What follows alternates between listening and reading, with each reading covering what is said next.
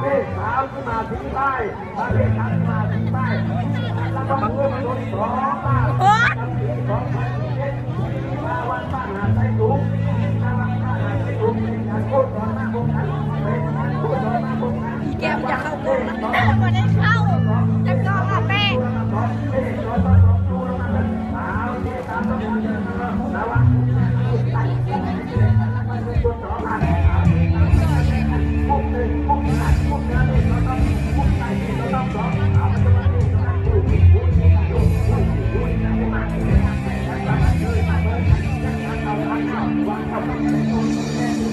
โอ้ยเพื่อนเลย